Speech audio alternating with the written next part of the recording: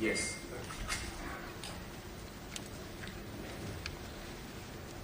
This is the judgment. We have 350 page judgment, and we'll try as much as possible to read it. The introduction and background. In the general election of 9th of August 2022, the first petitioner, herein after referred to as His Excellency Gachagua, was elected as the Deputy President of the Republic of Kenya alongside His Excellency William Ruto, whom we refer to as President. Their election was upheld by the Supreme Court, paving the way for their swearing in on 13th of September 2022, beginning what was expected to be a full constitutional term under Article 145, Sub-Article 1, and Article 148, Sub-Article 6. That expectation, however, was cut short following the successful impeachment proceedings against His Excellency Gachagua. The process leading to his removal commenced on 1st of October 2024, when Honorable Mwengi Mutuse, the 9th respondent and Member of Parliament for Kibwezi West constituency, we shall refer to him as Mutuse, introduced an impeachment motion pursuant to Article 145 and Article 150 of the Constitution. The motion here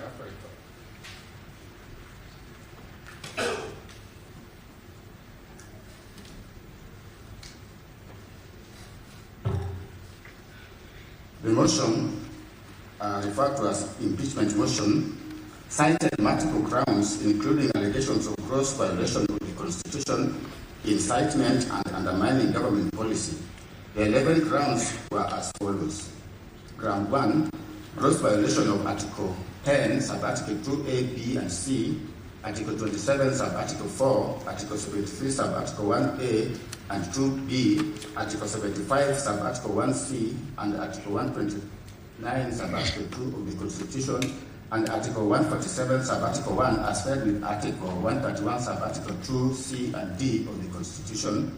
Grant 2, gross violation of Article 147, Sub-Article 1, and 152, Sub-Article 1 of the Constitution by undermining the President and the Cabinet and effective discharge of the national government's executive mandate. Ground 3, gross violation of Article 6, Sub-Article 2, Article 10, Sub-Article 2A, Article 174, Article 186, Sub-Article 1, Article 189, Sub-Article 1, and the fourth schedule to the Constitution by undermining devolution. 4, gross violation of Article 160, Sub-Article 1 of the Constitution on the institutional and decisional independence of judges. Article 5, Ground 5, gross violation of Article 3, Sub-Article 1 and Article 148, Sub-Article 5A of the Constitution, and fidelity to the oath of office and allegiance. Ground 6, serious reasons to believe that Rigathi Gachagua had committed crimes under Sections 13, Subsection 1A and Section 62 of the National Cohesion and Integration Act. Ground 7, serious reasons to believe that Gachagua has committed crimes under Section 45, 46, 47, and 48 of the Anti-Corruption and Economic Crimes Act and Section 2, 3, 4, and 7 of the Proceeds of Crime and Money and Money Laundering Act.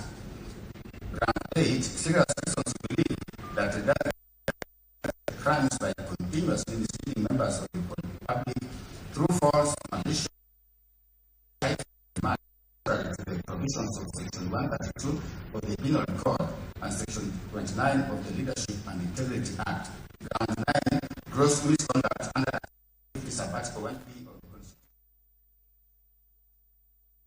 undermining the work of the National Security Intelligence Service and its officers. Ground 10, gross misconduct or insubordination by openly or publicly insubordinating the President, who is the head of state and government. Ground 11, gross misconduct by persistently bullying state and public officers. The impeachment motion was formally initiated before the second respondent, that is the National Assembly. In response, several constitutional petitions were filed in the High Court, challenging both the legality and constitutionality of the National Assembly's proceedings. These petitions, consolidated with Nairobi petitions which I had mentioned earlier, were consolidated and are collectively referred to as the Cohort 1 petitions, with petition number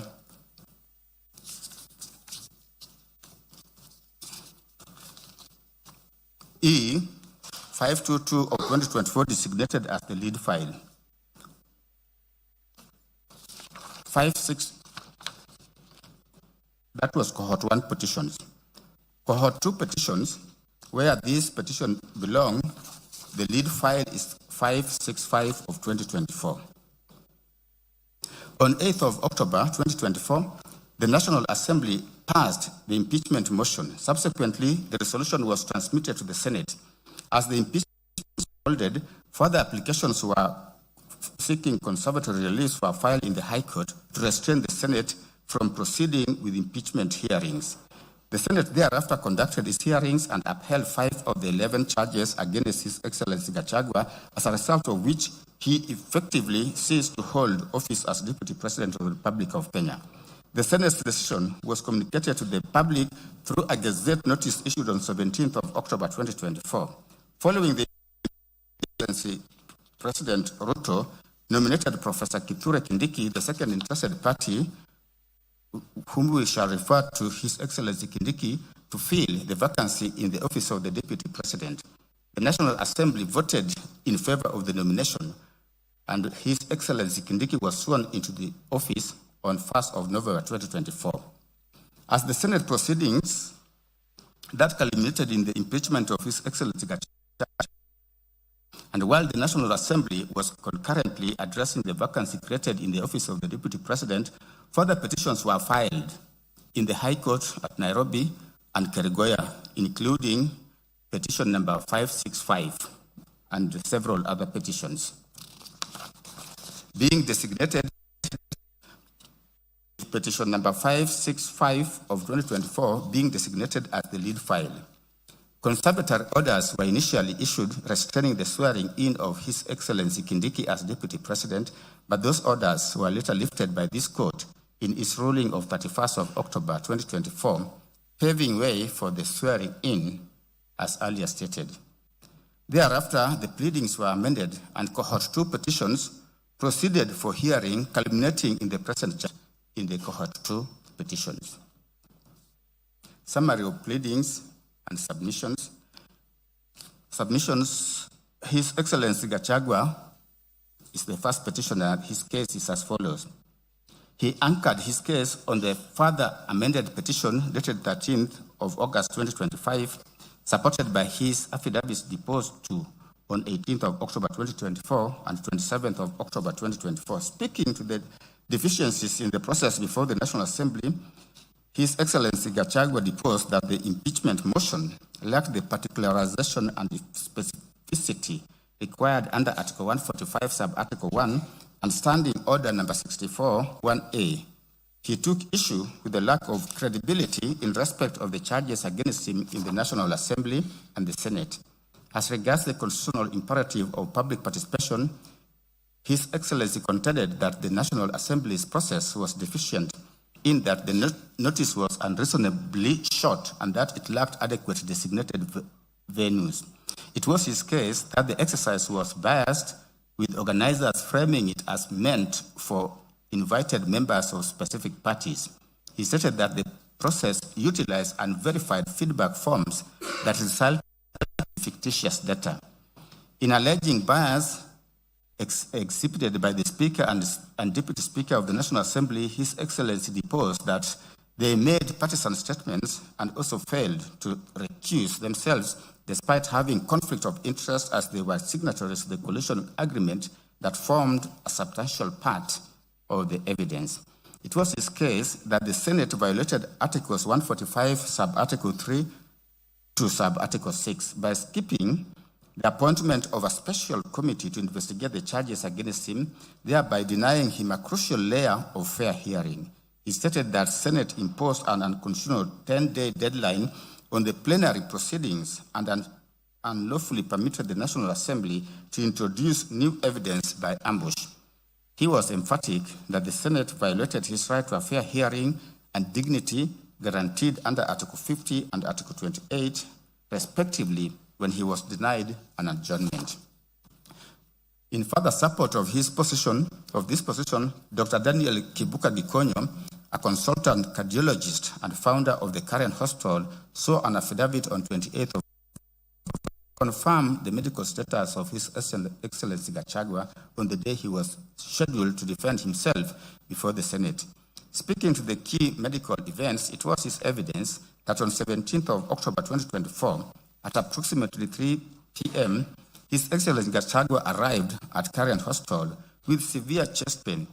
He deposed that given his age and underlying risk factors, including hypertension, his history of diabetes, stress, he conducted ECGs and blood tests and recommended a 48-hour admission to enable close monitoring, further evaluation, and appropriate medical management. It was his evidence that he supervised His Excellency Gachagua until discharge on 20th of October 2024. Far from the impeachment process, His Excellency Gachagua impugned the subsequent nomination and approval of His Excellency Kindiki. He asserted that the process was rushed and there was no public participation despite the Articles 10 and 118 of the Constitution. It was his case that the clearance from the Independent Electoral Boundaries Commission, or IEBC, was null and void since the commission lacked commissioners, and as such, the Secretariat was legally incompetent to declare the nominee. Further to the foregoing, it was His Excellency Gachagua's position that His Excellency Kindiki was violation, including abductions, extrajudicial killings during the Finance Bill protest when he served as Interior Cabinet Secretary. Finally, His Excellency Gachagua that His Excellency Kindiki was not a member of the UDA party for the requisite 3 months preceding his nomination, and it was his case that the National Assembly unconstitutionally metamorphosed the process into an election rather than an approval under Article 149, Sub-Article 1.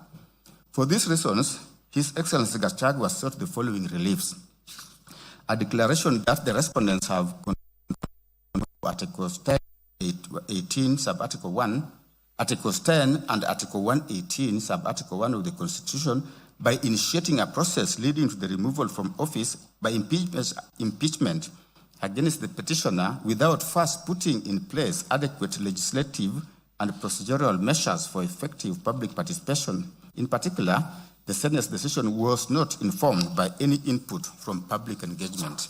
2, a declaration do issue that the impeachment motion lacks the particularization and specificity required under Articles 145, Sub-Article 1 of the Constitution and Standing Order 64(1)A of the Standing Orders of the National Assembly, and is thus incapable of invoking the jurisdiction of both the National Assembly and the Senate under Articles 145 and Article 150.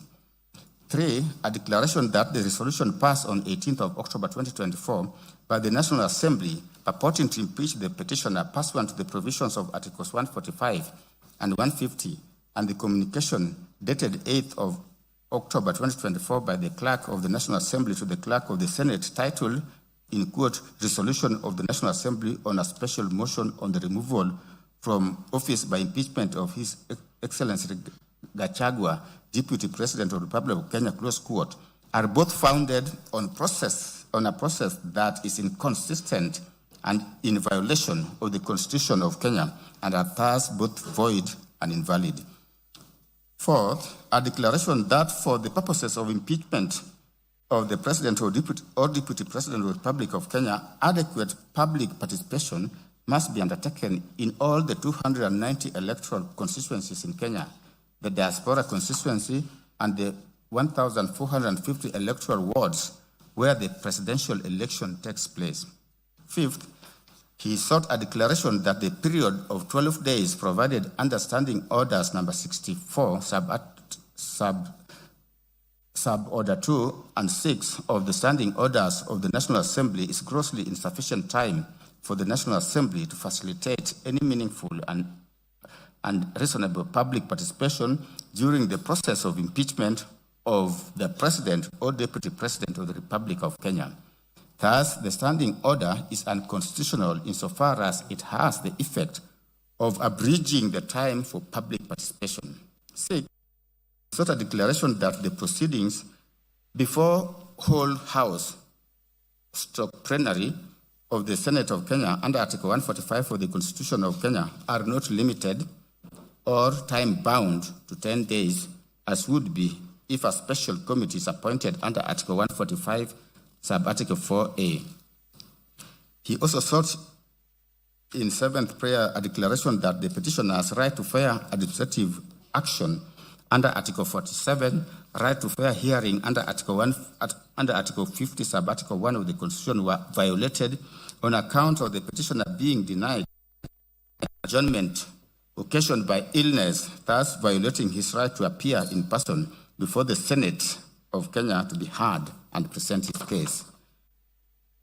He also sought a declaration that the National Assembly and the Senate, in their evaluation of the impeachment proceedings before them, failed to properly assess each of the specified grounds and determine if they collectively or individually constitute a gross violation of the Constitution, voting to uphold the impeachment charges against the petitioner.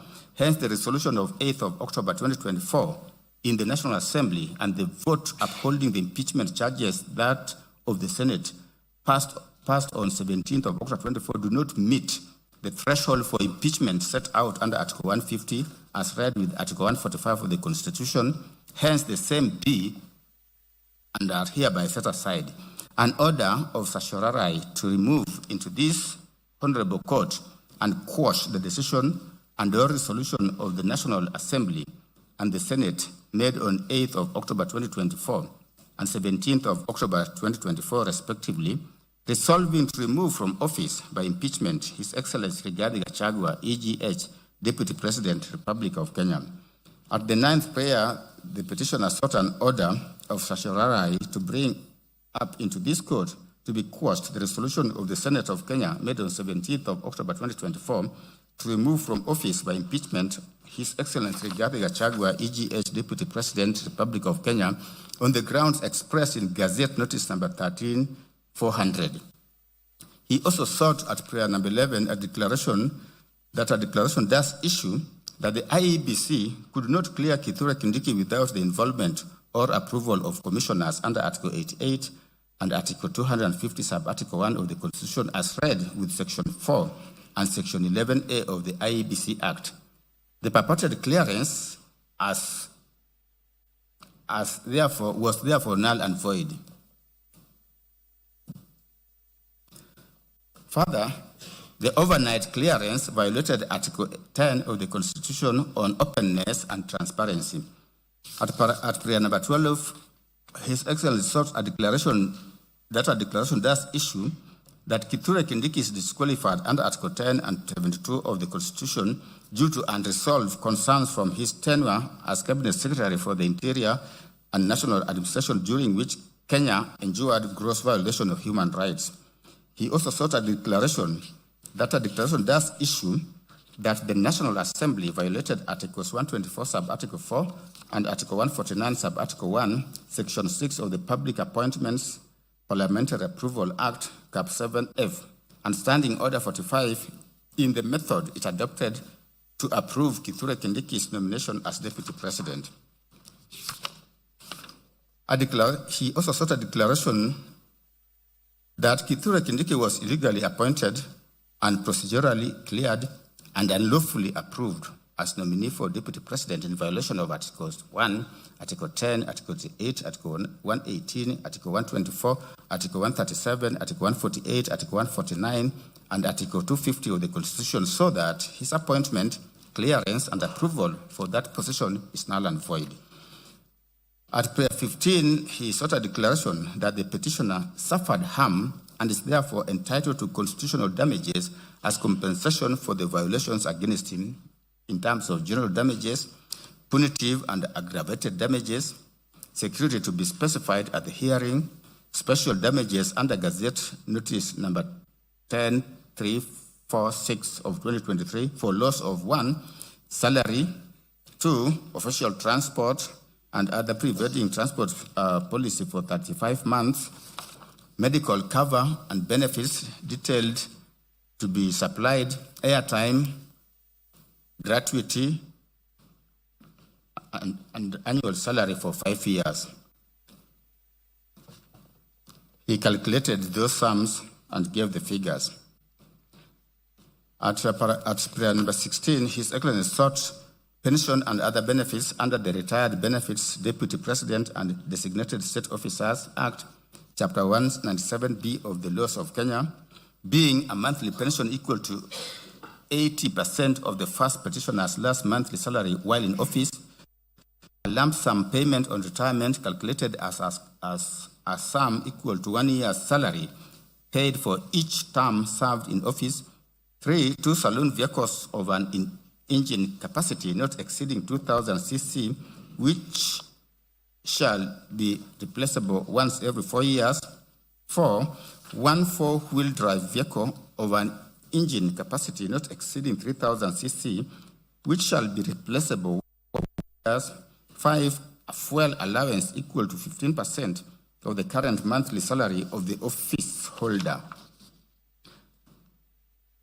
6, full medical and hospital cover, providing for local and overseas treatment with a reputable insurance company for the first petitioner, the first petitioner's spouse, and the first petitioner's child who is below 18 years or is under 25 years of age and is undergoing a course of full-time education, and in the case of a female child, is not married or is not cohabiting with any person. 7, 2 drivers. 8, 1 personal assistant. 9, 1 accountant. 10, 1 secretary. 11, 2 housekeepers. 12, 2 senior support staff. 13, 2 cooks. 14, 2 gardeners. 15, 2 cleaners. 16, armed security guards, who shall be provided on the request of the first petitioner. 17, diplomatic passport for the first petitioner and his spouse. And 18, office and office equipment. 19, maintenance expense for the vehicles provided. 20, access to the VIP lounge 2 at all airports within Kenya. He also prayed for cost of this petition and such other reliefs as this court may deem just. In support of his claim, His Excellency Gachagua submitted, or rather in his submissions, he advanced his case further through written submissions dated 7th of October 2025, which were orally highlighted in court by his counsel, Paul Mute Senior Counsel, Elisha Ongoya Senior Counsel, and Mr. Ochiel Dudley, among others. The unifying premise of their submissions was that the impeachment proceedings were not purely political processes insulated from judicial scrutiny. Instead, they constituted constitutionally regulated proceedings subject to the supremacy of the Constitution, the doctrine of legality, and the supervisory jurisdiction of this court under Articles 23, 47, 50, and 165. Overall, they came up with the following issues for course determination. 1, whether National Assembly motion met the constitutional threshold under Article 145. 2, whether the Senate violated Articles 145, sub-Article 3 to 6 by failing to appoint a special committee to investigate the charges. 3, whether the Senate, misled by its misinterpretation of Article 145, rushed the process and denied the petitioner a fair hearing. D, whether there was adequate public participation at both the National Assembly and the Senate. E, whether the speakers of the National Assembly and Senate were biased in reality or in perception. F, whether the overnight clearance and approval of a replacement of Deputy President evidence a predetermined process. G, whether Standing Order number 62 sub order 2 of the National Assembly is valid. And then lastly, what are the available reliefs? They collectively, the lawyers for His Excellency, the petitioner Rigathi Gachagua, collectively submitted that while Parliament undeniably possesses the authority to undertake impeachment, such authority is neither absolute not immune from judicial review when allegations of constitutional violations, irrationality, or procedural impropriety arise. They characterize the proceedings as a politically engineered process disguised as constitutional compliance, submitting that Parliament specifically observed procedural forms while deliberately undermining constitutional substance, thereby necessitating judicial intervention to preserve the rule of law. Leading the charge of standards of the process, learned senior counsel Elisha Ongoya anchored his arguments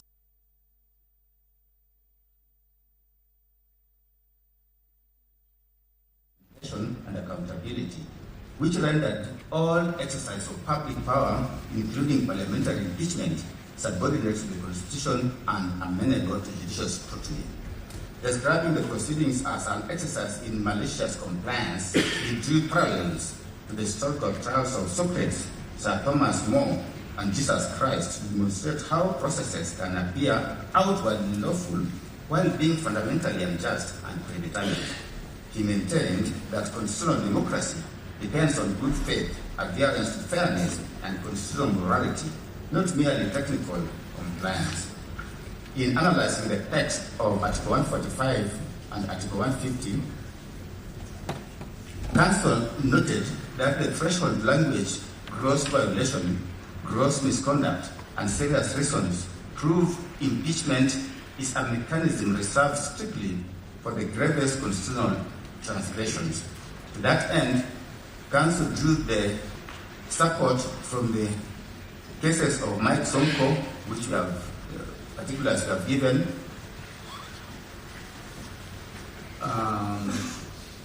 Moya and versus Tribunal, and pointed to investigate the conduct of Justice Martin Moya. We have given citation. He used these cases to argue that grounds must be substantiated by cogent evidence to an intermediate standard higher than a balance of probabilities. Senior counsel Ngoya further submitted that since impeachment directly interferes with the sovereign will of the electorate expressed through universal suffrage, courts could not abdicate their responsibility by treating it as a purely political immune process. It was his case that the grave consequences of removal brought the matter squarely within the High Court's supervisory jurisdiction, requiring it to interrogate whether Parliament met the high-end constitutional standards. Senior counsel Paul Mute submitted on the democratic mandate and the political question doctrine. He was emphatic that impeachment in Kenya's presidential system is an extraordinary constitutional remedy of last resort. He distinguished Kenya's architecture from parliamentary systems where executive tenure relies on legislative confidence. It was his case that the deputy president derives direct democratic legitimacy from the electorate through universal suffrage and cannot be removed due to transient political dissatisfaction or partisan convenience. In view of the fact that impeachment effectively overturns the democratically imposed substantive that courts are duty-bound to enforce, learned counsel drew support from the decision in Mike Sonko Mbuvi, which we have stated, to restate that the threshold for removal could not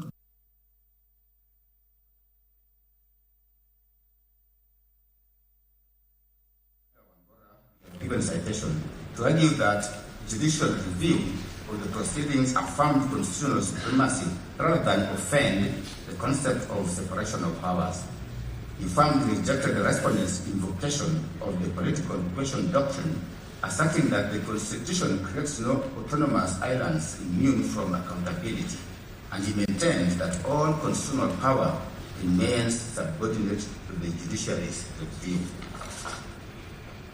Learned counsel Mr. Chiang Dadi submitted on jurisdiction and the mandatory duty to adjudicate. At the outset, he pointed out an alleged internal contradiction in the respondent's case, simultaneously conceding the court's jurisdiction while urging it to abstain from exercising it. He submitted that constitutional adjudication could not be avoided simply because a dispute implicated political institutions or carried political consequences. He took the position that once allegations of procedural impropriety or rights infringements arose, the process ceased to be purely political. Drawing on the United States Supreme Court decision in Cohen versus Virginia, we've given citation, he argued that a court acts just as improperly when it declines constitutionally vested jurisdiction as when it arrogates jurisdiction it does not possess. It was his case that Article 165 imposes a mandatory obligation on the High Court to determine disputes whose constitutional violations are alleged as such. The judiciary would itself violate the Constitution by declining to hear politically sensitive questions. Mr. Ochieng submitted further that separation of powers does not establish institutional immunity and that judicial review ensures Parliament acts within its boundaries. Citing the Supreme Court advisory opinion in the matter of Kenya National Commission on Human Rights, Council concluded that constitutional interpretation in such disputes must be transformative, holistic, and purposive rather than mechanical. In the written submissions, His Excellency Gachagua specifically impugned ground 8 of the charges, noting that it relied on Section 132 of the Penal Code, a provision already declared unconstitutional in Robert Alai that the Senate violated his inalienable right by proceeding in his absence illness, contrary to Article 50, sub-article Article 20. He drew support from Karaoke versus Attorney General, where it was argued that denying an adjournment impacting a citizen's constitutional rights warrants careful circumspection. He further submitted that the rushed manner of the proceedings mirrored the predetermined and unjust actions condemned in Olo versus Kisumu County Service Board, and rendering the resulting decisions absolute nullities. Submitting on public participation and institutional incapacity, it was His Excellency Gachagua's case that both houses entirely failed the threshold. He referred to the decisions in Mohammed and 6 others versus County Assembly of Wajir and other cases which we have stated. To reinstate that engagement must be substantive, one that allows reasonable time and utilizes satisfactory mechanisms. In addition to the foregoing, His Excellency Gachagua, while drawing support from the decision Independent Electoral and Boundaries Commission vs. Attorney General 2025, discredited the involvement of the IEBC, arguing that constitutional functions requiring commission approval could not be lawfully discharged by the Secretariat without a properly constituted commission. In their rejoinder submissions, the legal team also spoke to procedural illegality in plenary investigation. It was His Excellency Gachagua's submission that the Senate lacked a lawful resolution to appoint a plenary investigation. They submitted that the word may in Article 145, sub-Article 3b, regarding the appointment of a special committee is a mandatory obligation, relying on a set of authorities, including Sony Holdings